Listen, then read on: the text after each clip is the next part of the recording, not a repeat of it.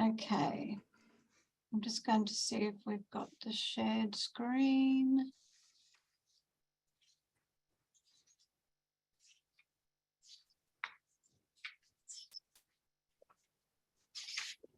Okay, well, I'd like to, good afternoon, everyone. My name's Karen Caneen. I'm the practice manager for Occupational Consulting, and welcome to this afternoon's second health presentation on assessing fitness to drive. The presenter today is our director, Dr. Andrew Lingwood, Occupational and Environmental Physician.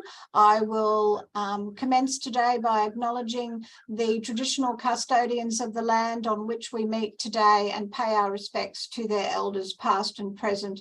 I extend that respect to Aboriginal and Torres Strait Islander peoples here today. And I'll pass it over to you, Andrew. Thank you. Thank you, Karen, and good afternoon, everyone. Thank you for taking the time to attend the second presentation in our 2023 Health Education Series. My name's Andrew Lingwood. As I said, I'm a consultant occupational medicine physician, and I'm one of the directors here at Ocphys Consulting. And today we're going to be talking about fitness to drive. So I'm going to try and cover a few areas, as you can see up there. Really big topic, of course, and can't go into detail on everything in the time available. I'm also mindful that our audience today does come from a very wide range of professional backgrounds, so I'm trying to keep the sort of technical and medical detail at a bit of a middle ground. But so I apologise in advance if I don't get that balance quite right. And if you've got any questions at the end, please let me know. So we're going to try and talk a little bit about the task of driving. We're going to talk a bit about classes of licensing and medical standards, a bit of an overview of some of the classes of conditions that might affect fitness to drive. Excuse me, a couple of sort of special situations. We're going to spend a bit of time talking about how this might all apply to organisational health and safety policy. And if we've got time, there's a couple of case studies to go through. So just to start with, mandatory plug of occupational physicians here. As I'm sure many of you know, we are specialist medical practitioners. We manage health issues at that interface between health and work. We provide a specialist referral service for general practitioners who've got patients with complex medical conditions which might be impacting their work. We also work very much in medical risk management consultancy, and we might sort of do these sort of risk assessments both at an individual level. So we might be providing advice to a patient or their employer or an insurer about how medical conditions might impact their ability to safely work or how work might affect their medical conditions. And at the level of organisations as well, we provide a bunch of risk management advice. We often will go out and do a site assessments of different workplaces and try and feed our findings into organisational policy development. So assessing hazards on site, making recommendations for hazard controls, just answering medical questions, and a whole bunch of independent medical examination services as well, as you can see up there. But coming back to what we're all here to talk about today is driving. So background, driving, it is a complex task. It requires the integration of a whole bunch of sensory, motor, and cognitive functions as well to work properly. Now, the exact skills and tasks which are required vary a bit depending upon the type of vehicle being driven, driver's experience, the road environment, even things like the weather as well. The background, though, we know in 2018 anyway, there are nearly 20 million registered motor vehicles in Australia. The bulk of those, about 3/4 of them, are passenger vehicles, but we've also got quite a lot of freight vehicles and other types of vehicles like motorbikes and buses as well. We know that on average, passenger vehicles travel around about 250 k's a week, whereas commercial or heavy vehicles tend to travel around 1,500 k's a week. And this feeds into why we, among other reasons, why we have different medical standards for these different types of drivers, just in terms of the weight of exposure to the road that commercial drivers tend to have. So another example here of just how we sort of visualize this driving task. So to safely drive, the driver needs to receive situational information from the visual and auditory system. So they're looking and listening at things. They then use this information to make decisions. So that requires cognitive functions, so attention, memory, judgment, decision-making. And then they're going to use the musculoskeletal and neurological systems to enact those decisions and control the vehicle. And we just have this continuing sort of cycle of input, decisions, output, and then the vehicle and the road interact, and it just keeps going round and round and round. How does driving relate to work? So this can be a really simple minor thing at one end. It might be a person just drives to get to and from work. There are lots of people who might drive in the course of their work. So if people have to regularly go out and visit clients or travel between different workplaces. And then at the other end of the spectrum, you actually have people who drive for their work. Their work is driving. So a truck driver, a bus driver, taxi drivers as well. The distinctions here are important in making sure that we're always applying the correct medical standard to people as well. Now, I've mentioned a medical standard a couple of times, and this is kind of the key document. This is the reference Bible, if you like. So Ausroads, which is part of the National Transport Commission, publishes this document assessing fitness to drive for commercial and private vehicle drivers. There is a hard copy version, but it's also all available online. And I think we're going to put a link to that up somewhere in the webinar as well. So this was last updated last year in 2022. The previous version was in 2016.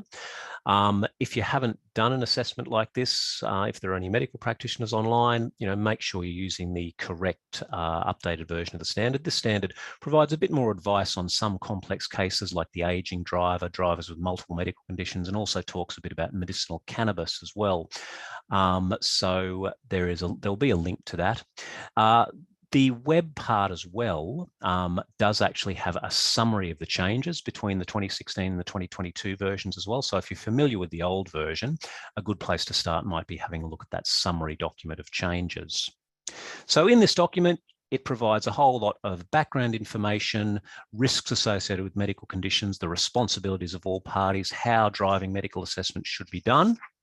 And then the second half of it actually has the detailed medical standard for all of the different medical conditions.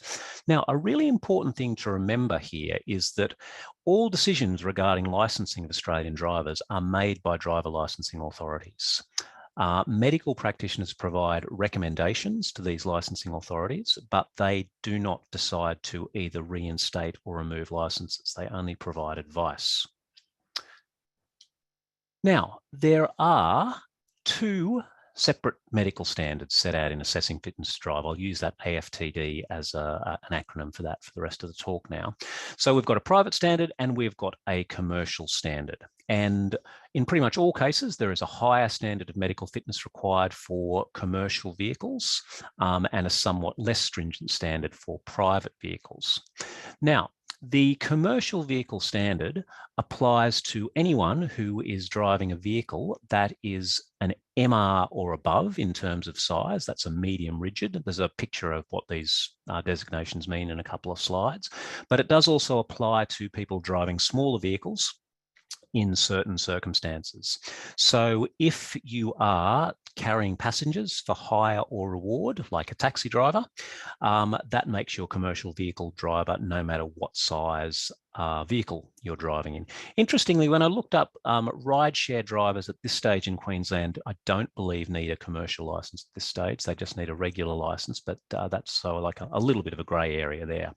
The other really important point from this slide is that driving a car for work or driving a car to and from work does not make someone a commercial driver for the purposes of the National Transport Commission and the driver licensing authorities. It's only if driving is actually your job, you're carrying passengers for hire or reward. So this just sort of tries to summarize this in a little bit more words, I suppose.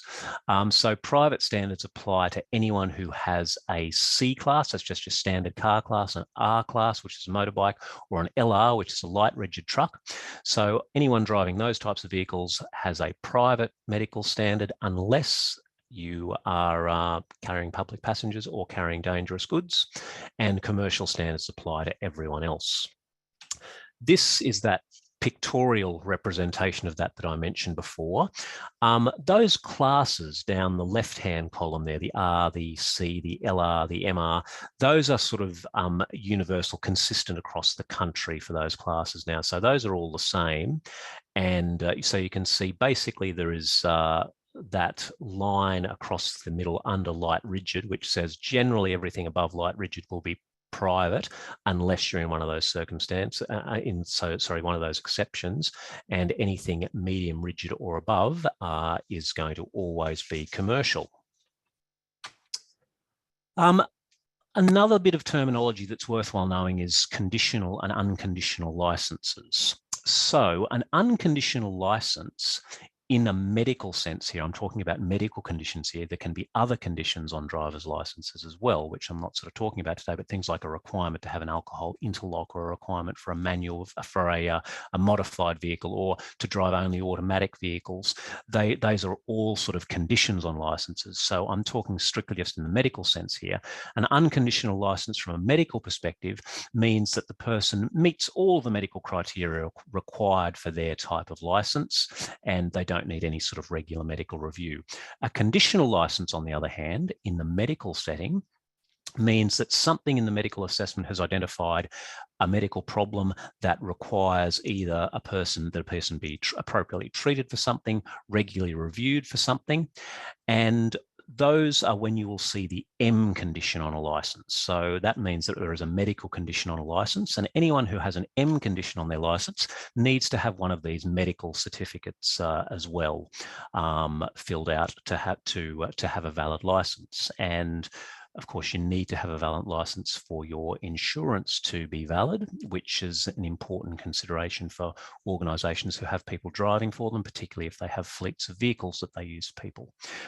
Everyone needs to have a valid license, including an appropriate medical certificate if their license is medically conditional. So what about the medical assessment process? So in general, what happens here is that an individual applying for a license fills out a self-declared questionnaire that has some non-medical stuff, but it does have a couple of screening medical questions as well. It just asks about eye conditions. It's on the second page of these forms that I've got here. These are the Queensland forms. Just asks about your eyes and vision, asks if you've got diabetes, asks if you ever had seizures or any other medical conditions that might impact your safety driving. Now, if a person answers no to all of those and they're just applying for a private license, they probably won't need any further medical assessment. If they answer yes to that, or if they are a commercial or heavy vehicle driver, they will likely then need to go on to have a medical assessment. And again, there's some standardized paperwork. Actually, sorry, I'm one slide behind here. So yeah, as I said up there, anyone applying for a commercial license or a private license with a medical condition has a medical examination. And this medical examination might then identify that a person needs to have some additional testing. They might need to have some treatment that gets stabilized. They might need to go and see a specialist, depending on what the relevant section of the medical standard says. So a decision might be delayed in these circumstances. And this is the page which I thought was coming up. This is just the Queensland standard medical paperwork for a driver's medical. So again, there's a health questionnaire at the front. The doctor will go through the history. They'll do a sort of a multi-system examination, checking a bunch of things, and then essentially take that, have a look at the relevant part of the medical standard for any conditions that are identified, and see what needs to happen next. So what about some of these medical conditions in general? So there's, of course, a multitude of potential medical conditions which can impact safe driving. And I'm not today going to be going through specific examples of conditions. You know, we're not going to spend time talking about what the medical standard for a heart attack versus this type of heart arrhythmia or something is. My plan is to talk about the groups of conditions, why they are relevant, maybe give some examples, and there are a couple of things we'll talk about in the case studies below. Otherwise, we'll just get a bit dry otherwise if we're just sort of going through the different medical conditions. But so thinking about the groups, and I'll just go through in the broad area that the medical standard goes. Thinking about blackouts. So for the purpose of the standard, a blackout is just taken to mean a transient impairment of loss of consciousness. And this is very clearly not compatible with safe driving. Now, blackouts can be caused by diseases in a whole bunch of systems, particularly the neurological system and the cardiovascular system would be the most common two. And so if a person has a blackout caused by those, they will be assessed under that appropriate standard. That appropriate section or chapter, I should say. This particular part is designed as a bit of a safety net for individuals who have a blackout, but no cause can be identified for it. In some of the older versions of the standard, going back a few versions, they didn't have this section, and it became a little bit difficult to assess someone's fitness to drive if they didn't actually get diagnosed as having a heart-related blackout or a brain-related blackout. So this has just been put in as a bit of a safety net or a catch-all for people who don't fit well into other groups. Cardiac conditions, I've mentioned a couple of times. There's a few ways that cardiac conditions might impact safety to drive. You might get sudden incapacity if a person has a heart attack or an irregular heart rhythm while they're driving. Heart conditions can also impact concentration. If you get distracting symptoms like chest pain, palpitations, or breathlessness, that might impact your ability to control the vehicle. And the cardiovascular system can also have effects on a bunch of other systems. We often call these end organ or target organ problems. So heart problems can lead to strokes, problems with your limbs and your eyes as well, which can all impact driving as well.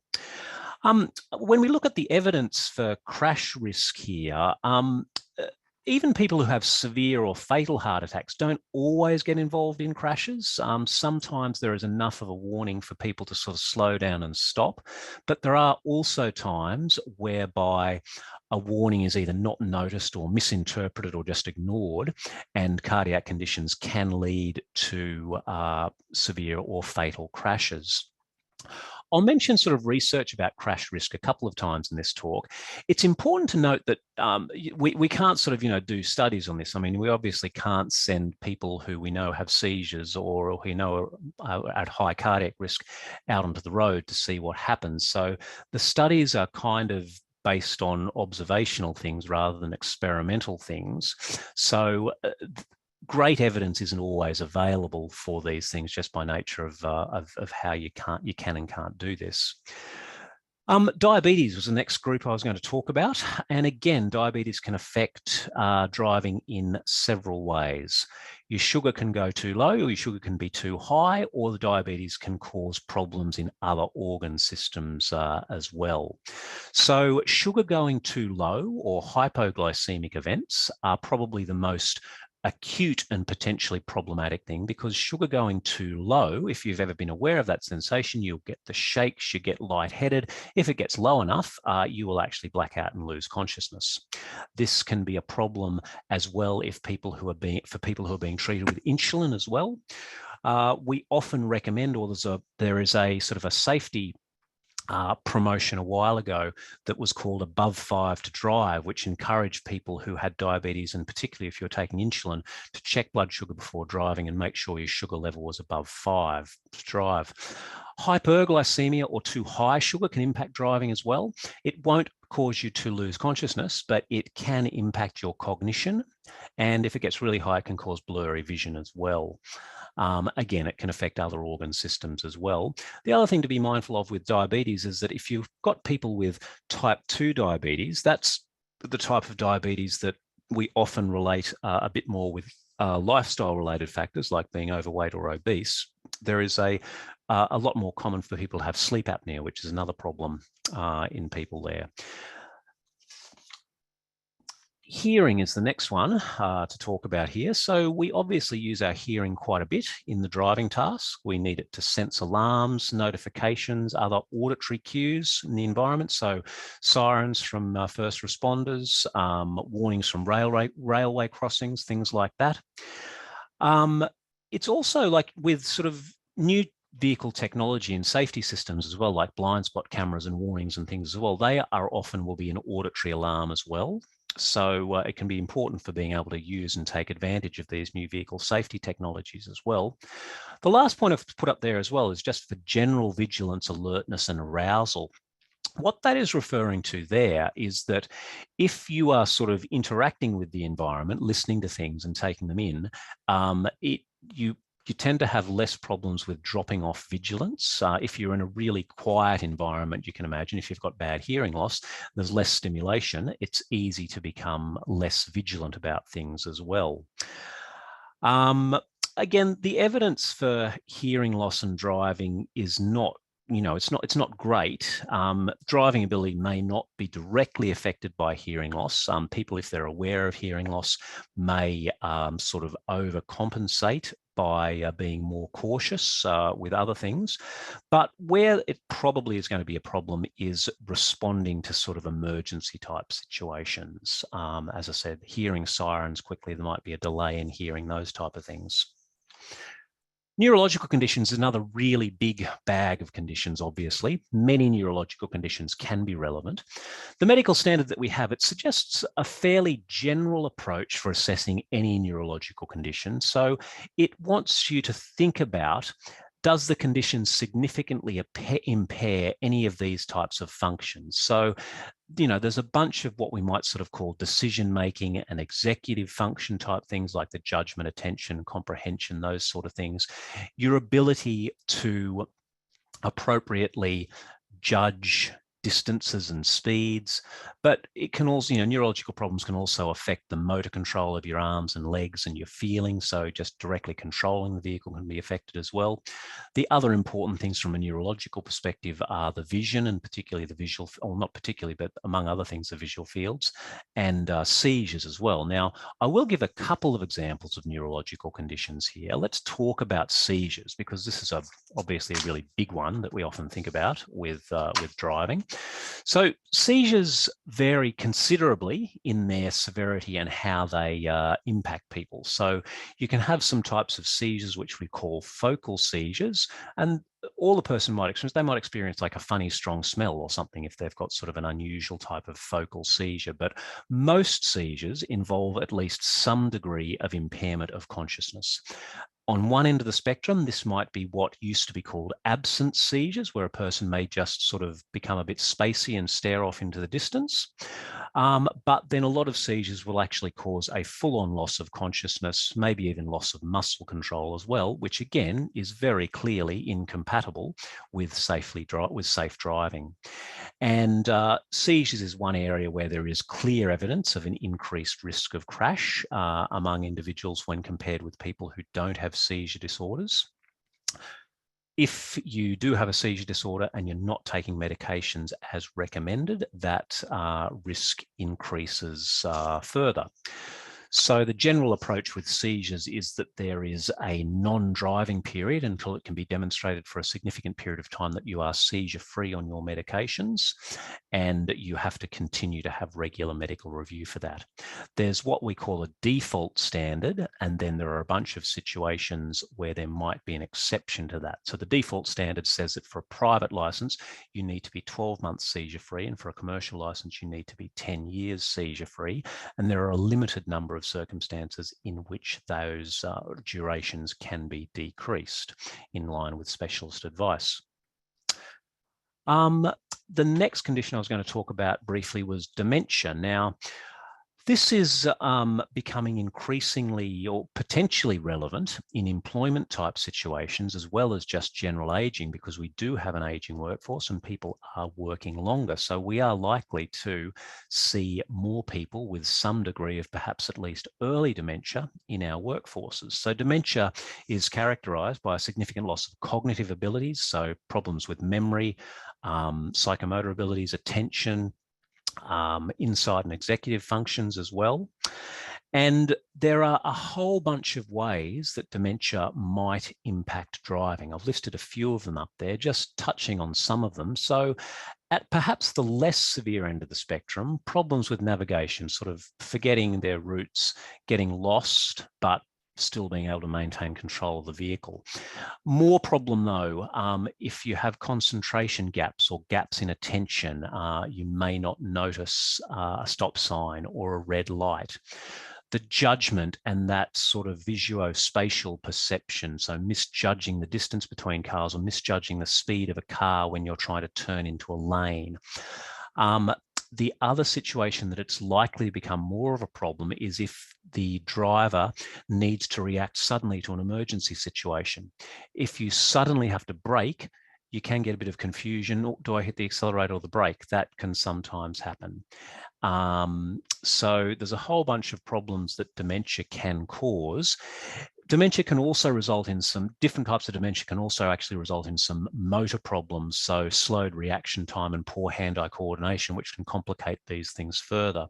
Now, we do know that people with significant dementia do have a more significantly increased risk of collision. Doesn't suggest that everyone with dementia should automatically have their license revoked, though, but people with dementia who are driving need very close specialist review and assessment, and that's both at the level of the doctor and if they're still employed as well, at the level of the employer as well.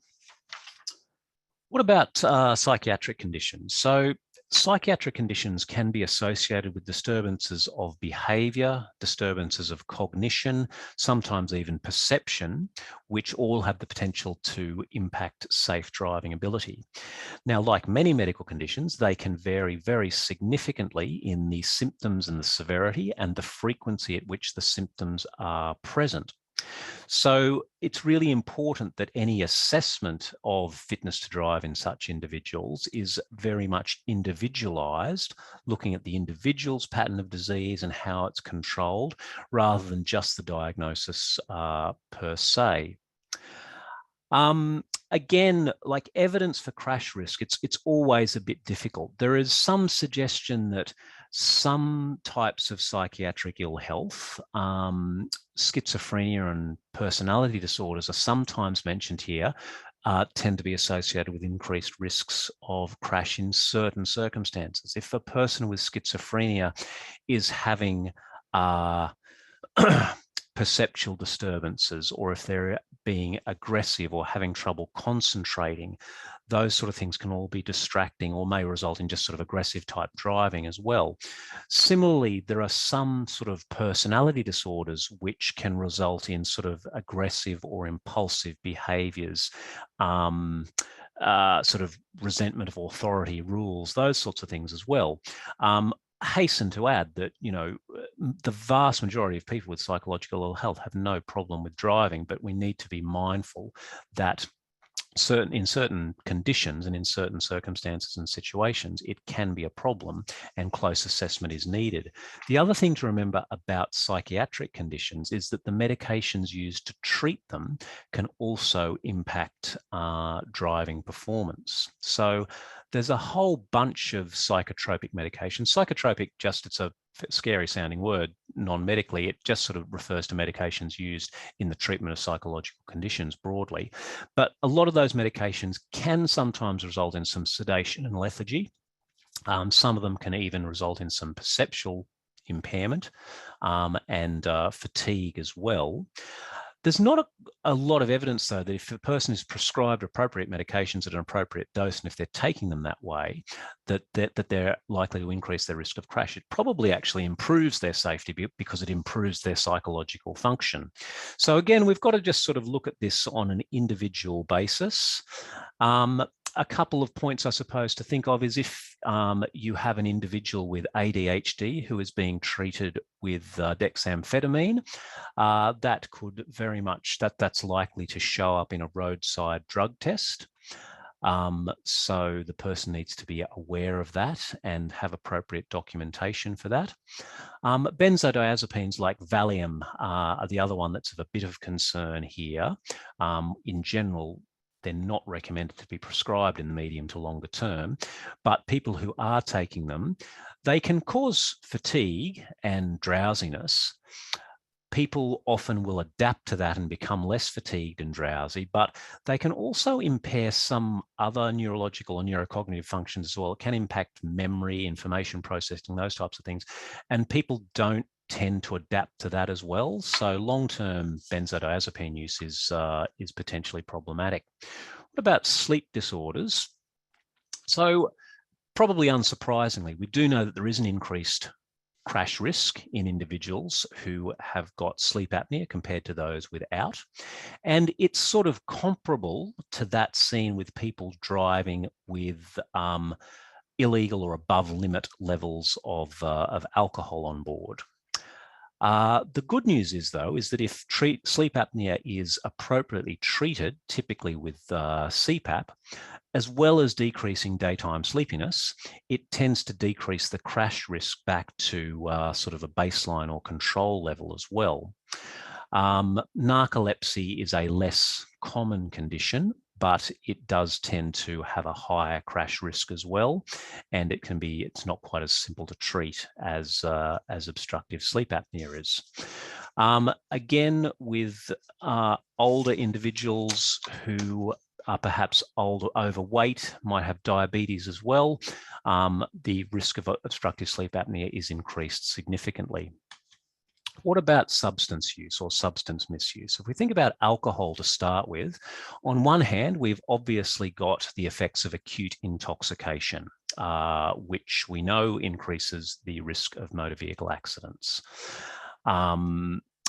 It disproportionately increases as the level of blood alcohol concentration goes up as well. So at the 0.05 level, which is the case for most drivers, you're about twice as likely to be involved in a collision.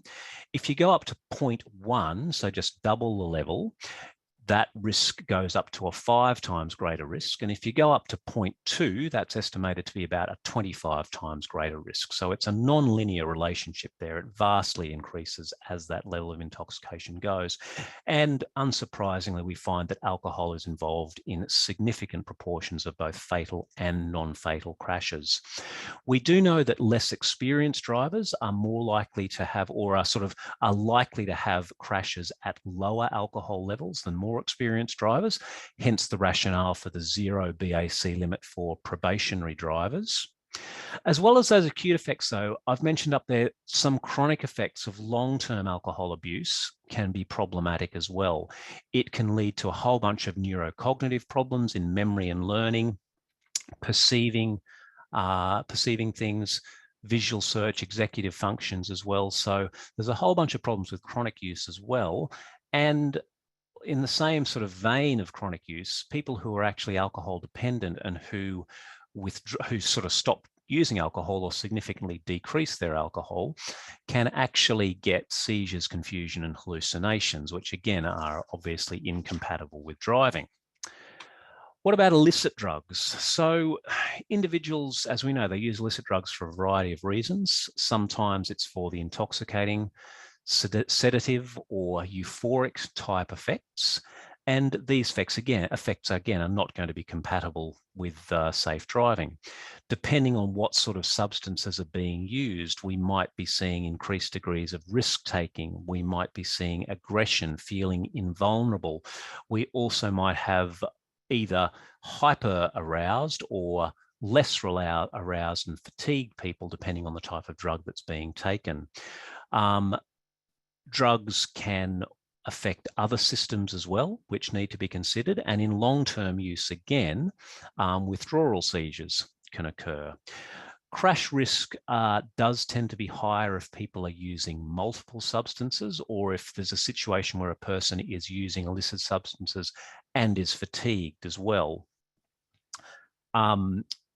Like amphetamine type stimulants can cause more the sort of risk-taking, aggression, invulnerability, whereas sedating drugs, people are less responsive to things. And I'm going to talk about medicinal cannabis separately in a second. Prescription drugs as well can equally have effects on the central nervous system and can impact ability to drive safely. Some of the common type classes of drugs that we think about are up there. So the benzodiazepines, Valium, the antidepressant medications, antipsychotics, the opiate or opioid analgesics, and medicinal cannabis as well. Now, again, if you sort of put aside benzodiazepines and sort of high dose opiates here, most of these medications, if they are prescribed appropriately and are being used as recommended, do not tend to significantly increase the risk of crash, but there are circumstances where it does. On the other side of the coin, though, you have to consider sort of the balance between a potential impairment due to using a prescription medication versus what the patient is going to be like if they are not being treated. So it's not just a simple matter of, well, we don't take that drug. I mean, that drug may make the person function a lot better than when they're not taking it. The other really important thing with prescription drugs is don't forget the underlying medical condition. If a person is taking one of these types of medications and you've sort of established and you're comfortable that they're safe to drive based on the medication, you do have to be mindful, okay, does the underlying medical condition actually cause a problem as well? So what about medicinal cannabis? So as everyone's probably aware, the landscape of cannabis use in Australia has changed dramatically in the last few years with the allowance of cannabis to be prescribed for a whole variety of medical conditions. The updated version of the standard last year did provide some guidance on making fitness for work decisions for people using medicinal cannabis. So there's an approach that we can take. And I mean, the approach, I always advise people, it's just another medication. You assess it the same way as you'd assess the effect of any other medication and the associated underlying medical condition. Look at the relevant sections of the standard. Commercial drivers, we are going to be more stringent for in general. When I'm sort of thinking about the specifics of a driving task, I'm thinking about some of those things that are up there in the bullet point list. So what type of vehicles is the person driving? What are they transporting? How often are they on the road? Is the work going to be at night? Is it shift work? So are they going to be fatigued as well as being on this medication as well? That approach, of course, is not just relevant to medicinal cannabis, but to a whole bunch of other things as well. From a medical assessment perspective, when we talk about medicinal cannabis, there are two major cannabinoids which are used in the preparations. One is the THC, which is the part of cannabis which gives the high. It's often described as the psychoactive component. It is the component that is 100% not compatible with safe driving. The other common one is CBD or cannabidiol or cannabidiol, depending on how you want to say it.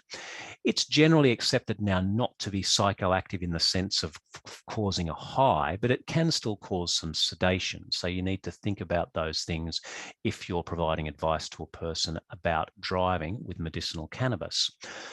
The other really important thing to know here is that I've been talking so far just about doing a medical risk assessment, just like you'd do if a person was taking, say, Panadine Forte or a strong opiate analgesic. We can try and assess that medically. There is a legal component to this as well, though. Drug driving laws for cannabis are established in all states and territories, and in Queensland, and pretty much the case in all of Australia. I'll mention Tasmania in a minute, but it is against the law for a person to drive with any amount of THC in their bodily fluids. If you have THC on a random roadside drug test anywhere potentially except Tasmania, you are committing a criminal offence. So people who are using THC containing medicinal cannabis, irrespective of whether it is being well managed, irrespective of whether they are experiencing symptoms, they really need to be advised that they cannot legally drive, even though from a medical assessment you may think they're okay, there is a legal problem there. Now, as I've said below there, in most states and territories, there are no exceptions to these drug driving laws, including for therapeutic use. In Tasmania, there is a potential medical defence. There is a law that provides a medical defence for driving with the presence of THC in your bodily fluids if medicinal cannabis has been appropriately prescribed in accordance with their Poisons Act. So this field is changing. I mean, there's calls for similar laws to this to be introduced in other states. So if you are sort of regularly assessing people or prescribing medicinal cannabis, it's important that you stay up to date of those with those rules. Moving along, so vision, again, is clearly critical to driving. Visual acuity, that's your basically your ability to read things, and visual fields like your peripheral vision are really important. So peripheral or side vision is important for scanning the driving environment. It's particularly important for tasks like merging into traffic or changing lanes, seeing pedestrians or other vehicles in the sort of in the side of your vision. People with poor vision may respond and react to emergencies more slowly again than other individuals who don't have those visual problems. It is important to be aware that colour vision we don't think is a major issue or a problem for driving cars. There's not really any evidence of increased crash risk there, even though, you know, red-green colour blindness is the commonest type, and that sounds obviously pretty bad for looking at traffic lights. But the thing is, traffic lights do have positional cues as well. So people know that the top light is red and the bottom light is green. And usually they can at least perceive some difference, because they're also, the red and the green aren't directly next to each other. They've got the orange light in between as well. This is different to train operators who have signals that change colour and position. So colour vision, not an issue. Musculoskeletal conditions. So to safely operate a vehicle, drivers must be able to execute both sort of, you know, gross and fine motor movements. So they rely on having adequate range of motion, sensation, coordination, and power.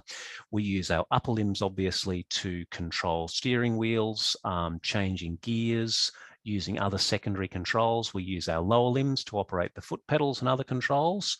And we want to be able to rotate our head to scan the environment. We need sort of postural tolerance and stability to be able to sit for the duration that we're going to be driving for. Not directly related to driving, and more related to heavy vehicle operation, is that entering and leaving vehicles can have varying physical demands depending upon the orientation of the sort of the steps or the ladder up into the cabin. So a person with a really bad shoulder might be able to drive okay, but they may have problems getting themselves in and out of a truck. And getting out of a truck, you can potentially fall from a not insignificant height if you were to lose your footing and not be able to hold onto a rail as you're coming out. The other thing to be mindful of with musculoskeletal conditions is that with vehicles getting more modern, digital controls, reversing cameras, automatic transmission, power steering, all of these things, it is increasingly possible for most people with musculoskeletal problems to operate vehicles. You can even have formal modifications of vehicles, of course, so you can get hand controls for people who don't have adequate lower extremity function. Again, how you assess this will vary a little bit on whether you're assessing a commercial heavy vehicle driver or a private driver. But yeah, be mindful of those things as well. So a couple of sort of specific situations. Aging drivers. I mentioned the relevance of aging drivers just in the context of the aging workforce in general. So first thing to say is that age itself is not a barrier to safe driving, but just the inevitable age-related accumulation of physical and potentially psychological changes, maybe not psychological is not the right word there, but neurocognitive changes will affect a person's ability to drive safely eventually. We know that there are increased risks of certain types of crashes in older individuals, more likely to crash intersections with other vehicles. At the same time, safety risks may actually be mitigated by a longer period of driving experience and a degree of self-modification of driving habits. So driving more to suit their capabilities, avoiding peak hour, just going in familiar areas. The other important thing about older drivers, though, is just because older individuals tend to be frailer, they are at higher risk of injury and fatality in motor vehicle accidents than younger drivers. I've mentioned about some of the potential mitigating factors there. What is important here is that if older people have multiple medical conditions that might affect driving, it's important to think about all of them, but also think about how they might interact with each other. And the new version of the standard does provide a bit of guidance on this. And it recommends strongly that fitness to drive is routinely included as part of routine older people's healthcare and screening, so that discussion is had early so that the transition from driving to non-driving can go more smoothly. And as I said, because people are driving and working for longer now, the same decisions and discussions sometimes need to be had in the course of the workplace as well. In Queensland, once you hit 75, you do need to have one of those medical assessments done on an annual basis to maintain your driver license. So multiple medical conditions, the assessment, this is quite, a fair bit of crossover with the aging driver here. Again, it's important to thoroughly review all of the conditions and think about how they might interact with each other. The medical standard is designed principally around individual medical conditions and provides good guidance about that. So it takes a little bit more judgment where you've got a person who's got a whole bunch of conditions, meet the standard for each of them individually, but you're a little bit worried when you put it all together, how is that going to affect their overall capacity? So let's just moving on to the last part of the talk now. How does this sort of come across into organisational health, safety and environment type policy? Well, in certain work areas or certain industries, fitness to drive is clearly absolutely vital and central to fitness for work policies. If you are employing transport safety workers, if you're a truck or a bus company or a taxi company, if you're an ambulance service or a fire brigade, you've got people who are driving for work all of the time. And so fitness for duty policies very strongly include fitness to drive. In a lot of these situations as well, there might be additional demands in the driving task.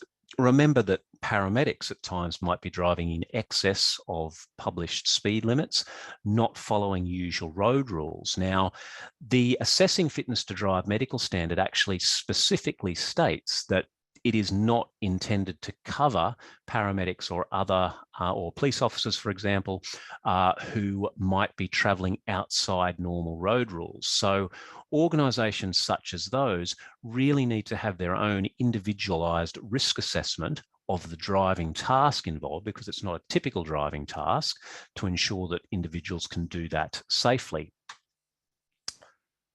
What about if you're not in one of those industries though, but you do have workers who drive regularly for work? Now, there's a whole bunch of situations this might be applied to. I've just mentioned sales reps and community care workers here, but you could keep going. Lots and lots of people drive for work.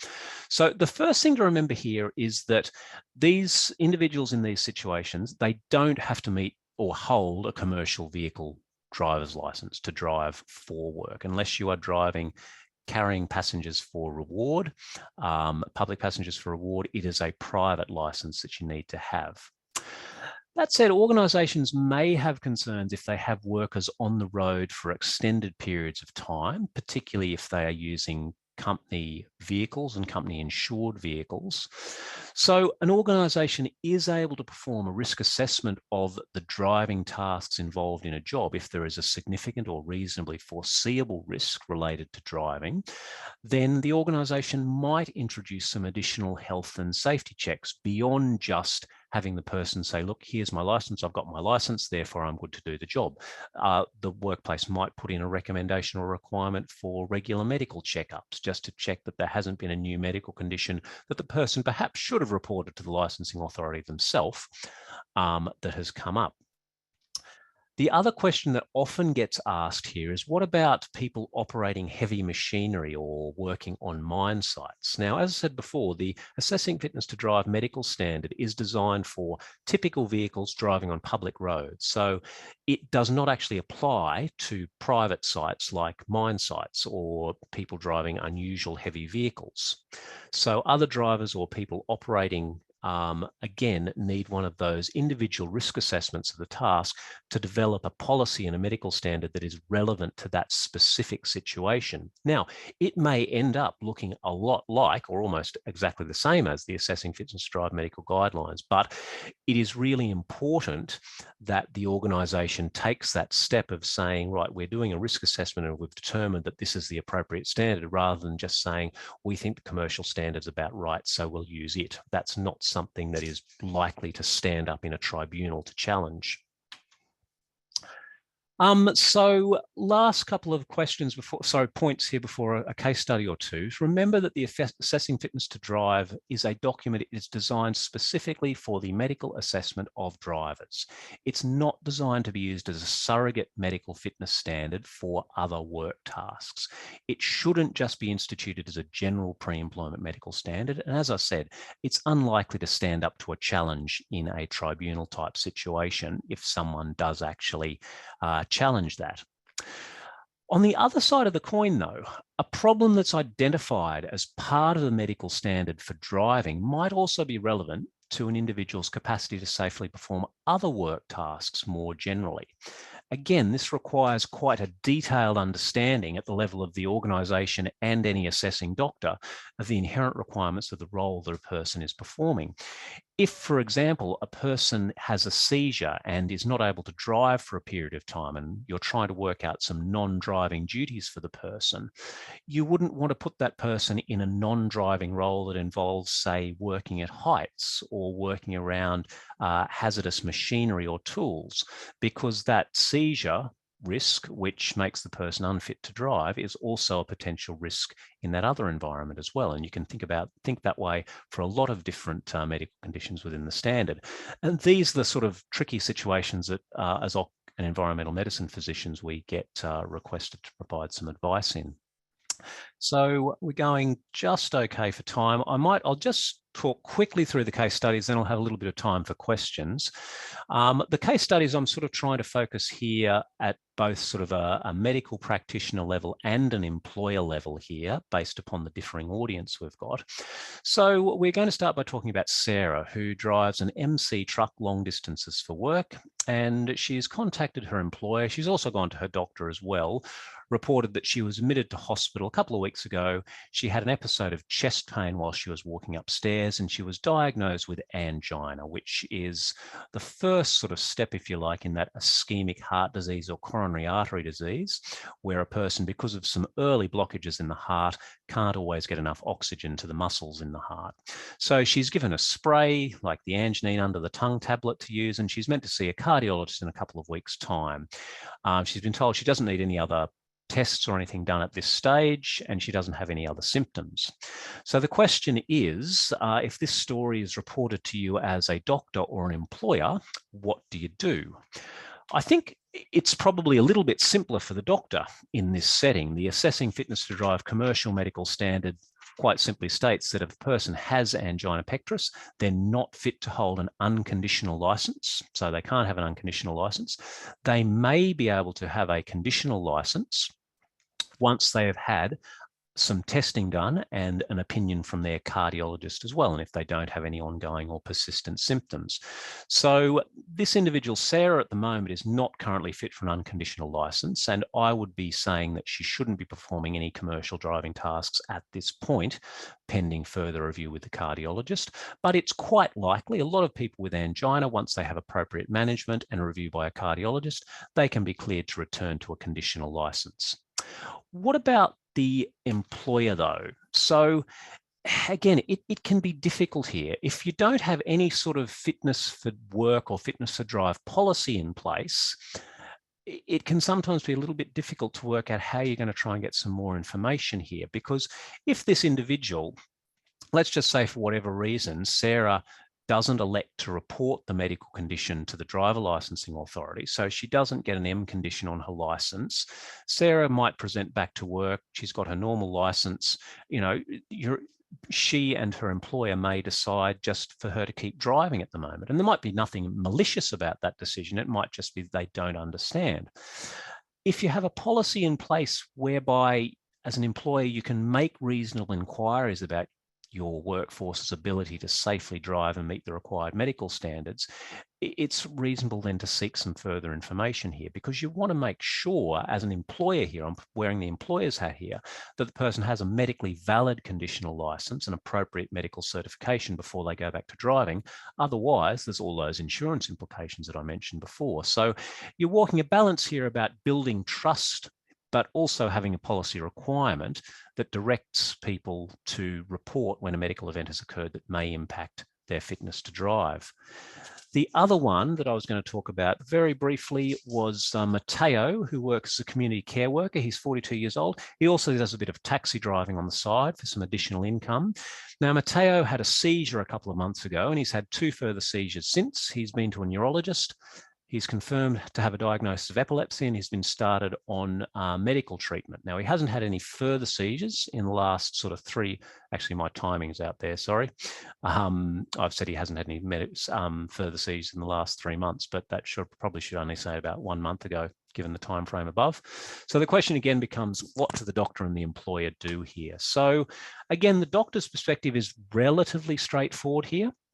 Matteo is not currently fit to hold either a private or a commercial driver's license, not even a conditional one at this point. He may become fit for a conditional private license if he is 6 months seizure-free on his medications. I said usually for private licenses, it's a 1-year period, but epilepsy, which is treated for the first time, is one of those exception categories where there can be a reduction in that period to 6 months. So he might be able to return to private vehicle driving in about 6 months. He's not, however, going to be able to hold a commercial vehicle license for at least 10 years after his last seizure. So he's not going to be able to keep working as a taxi driver. I've mentioned Jet's Law briefly at the bottom there. Jet's Law was a law passed in Queensland when an individual who had a seizure disorder lost control of their vehicle and ran over a young boy tragically.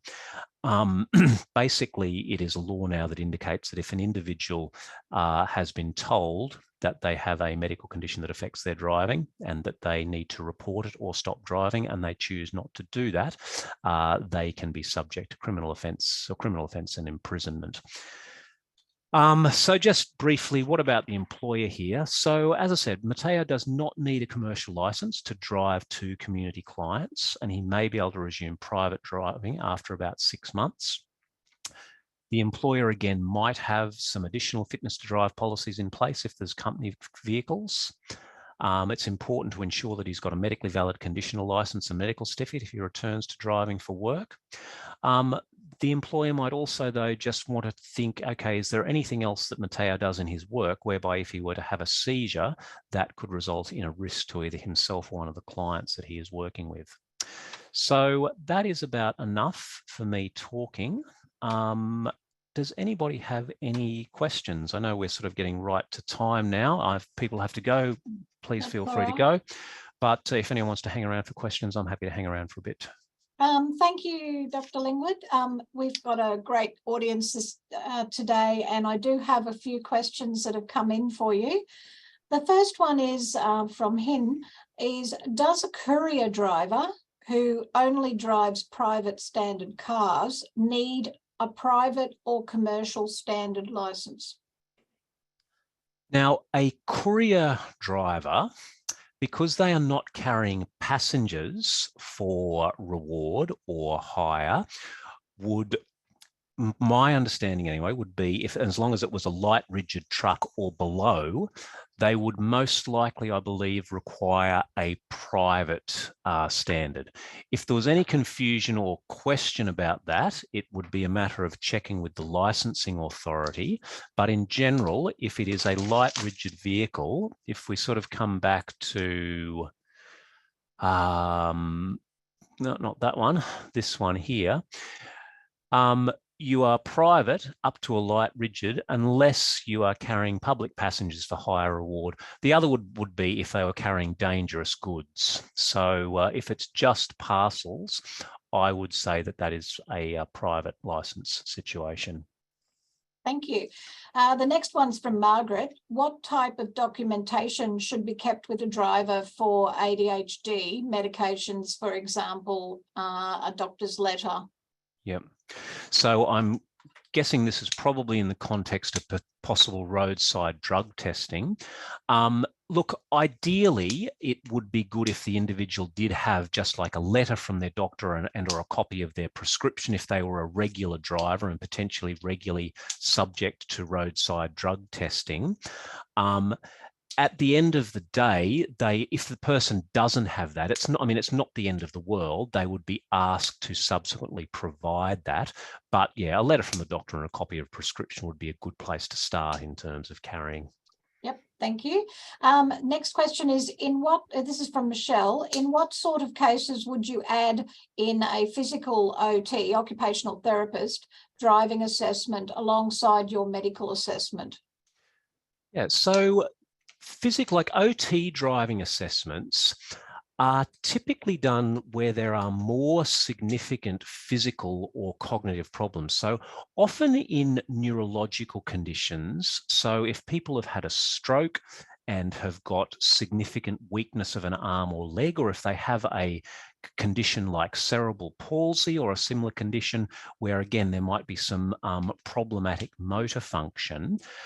Like I think a sort of a tipping point that I would use is if I'm sort of in any way thinking that this individual might need a modified vehicle, I would always be going for an OT assessment in that situation. Or even if I don't think they might need a vehicle modification, but if I'm worried that their shoulder pathology, for example, if I'm just not quite sure, and I can't determine from my clinical assessment whether that's going to affect their ability to control the vehicle appropriately, I do it in that situation. But generally, more severe musculoskeletal or neurological conditions is where an OT would typically get involved. Excellent, thank you. Just a couple more. I think if everybody's hanging around, it looks like everybody's still sticking around here at the moment. What are the rules if you have to wear a brace? That's from Claudia. Now, this is more, I believe, a legal question rather than a medical question. Now, I don't want to give bad advice here.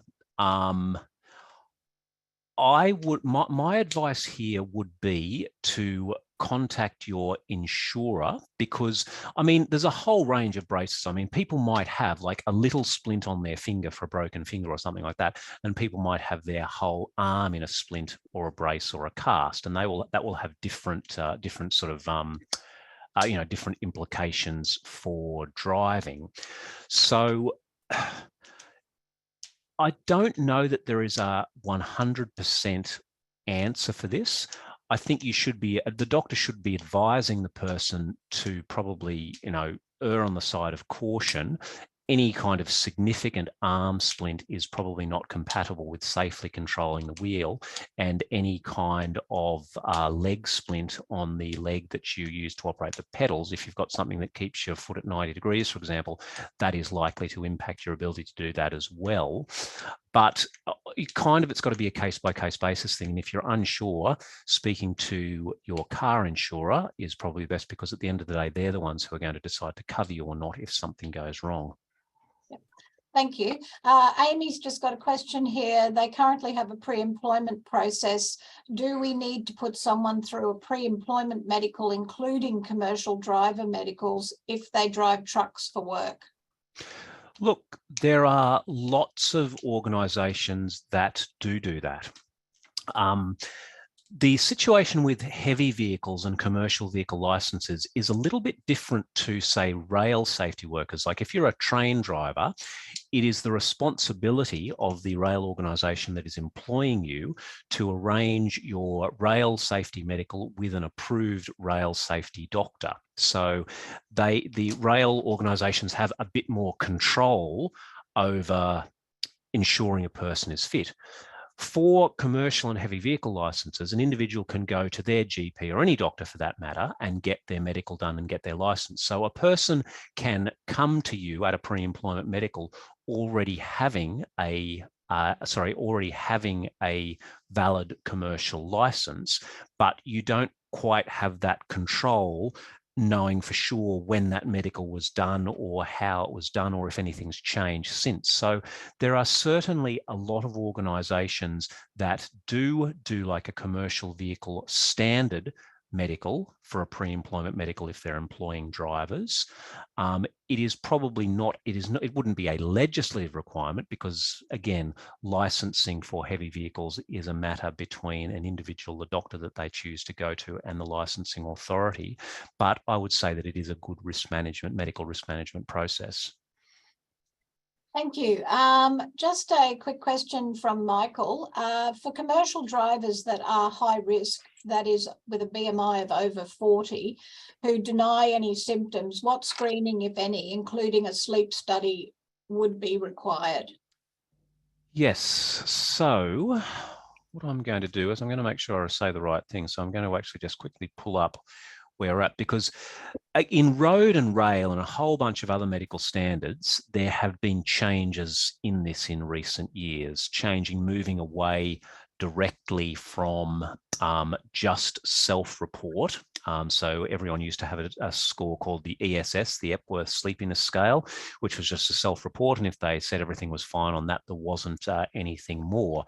But we're increasingly aware now that with objective risk factors like obesity and diabetes and large neck circumference and things like that, there is a significant risk of obstructive sleep apnea, whether or not the person is saying that they're sleepy or not.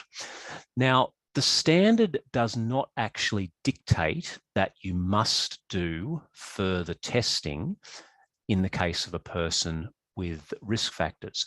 But it does identify that if you do identify all of these risk factors, you are entirely within the standard, within your rights as a professional to say, listen, I really want to get you screened before I sign you off. If this question is coming from a medical practitioner, I'm not sure, but you've got to be comfortable in signing the person off. And the medical standard, whilst it doesn't mandate, for example, if a person has X number of risk factors, they must be referred for a sleep study. It sets out quite clearly in the section, it's called like the General Assessment and Management Guidelines for Sleep Disorders.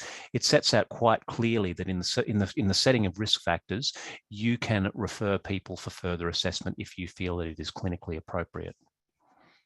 Thank you. I have a question from Lisa. It's a heart disease question. Many employers are told by their GP that because they're I'll start that again. It's a heart disease question. Yep. Many employees Yep. are told by their GP that because their AF, atrial fibrillation, previous stent, etc., are stable, Yep. they do not require an M conditional on their license. Well, if they're a commercial vehicle license, that's just not correct. For commercial vehicle licenses, an individual with AF does not meet the criteria for an unconditional license. A person who has had a cardiac stent does not meet the criteria for an unconditional license. In private licensing, and in some situations where there has been a condition which has been stable for a very long time, the review period, so how frequently the person needs to come back for checkups with their specialist, or whether they have to keep going back for checkups with their specialist, or if they can see their GP for checkups, that sometimes changes. But it's not the case that for most cardiac conditions anyway, that a person can resume an unconditional license if they have had a stent or a heart attack, or if they've had problematic atrial fibrillation. So as I said, there are some exceptions to what I've just said, and there are a couple of conditions which, if a person's been stable for many years, the medical condition might sometimes be removed. But in most of those circumstances that you're talking about there, particularly for commercial licenses, the medical condition should not be removed, no. Thank you. And the last question that we have online today is from Kathy. It's visual acuity for private and commercial drivers. Yep. At what level are they required to wear glasses? Okay, so for private licenses, for visual acuity, you need to be able to read the 612 line with just both eyes together. So if you can read 612 on the chart with both of your eyes together, you do not require and what happens is you don't typically get an M condition here. There's an S, I think it's called an S condition, I think, to wear spectacles. For a commercial license, you need to have 6'9" in your better eye and no worse than 6'18" in the other eye to have an unconditional license, that is. That's not to say if you're 6'12" or 6'9" and 6'24" or something, doesn't mean you're not going to be able to have a commercial license. It just means that you'll have to have a checkup of your vision with an optometrist and you might need a medically conditional license. So short answer is 6'12" for private and 6'9/6'18" for commercial. Well, thank you very much, Dr. Lingwood. We have thoroughly enjoyed your presentation today, and thank you for giving up your valuable time. No, thank you very much for coming, everyone. I just did, sorry to cut you off, Karen, just before you finish up. I just did think of one other thing relating to the question about splints. A person who is in a splint or has a broken bone, for example, that's not a condition that has to be reported to the driver licensing authority. Even if you're sort of advising a person that they cannot drive at that time, all of the parts of the standard have this thing about temporary conditions. So if a person has a temporary condition, like if you've got an acute attack of labyrinthitis or something, or if you've got a broken bone and you temporarily can't drive, but it's not a long-term chronic condition, those aren't conditions that actually need to be reported. They should be managed. The person should be advised not to drive for a period, but then a driver licensing authority doesn't have to get involved for those temporary conditions. But sorry, I'll let you finish, Karen. No, that's fine. Thank you very much. Now, I did put up on the webinar chat feed the link for the online version of the current 2022 version of Ausroads Assessing Fitness to Drive manual. You can purchase it for a hard copy if you choose. That's also on the same link.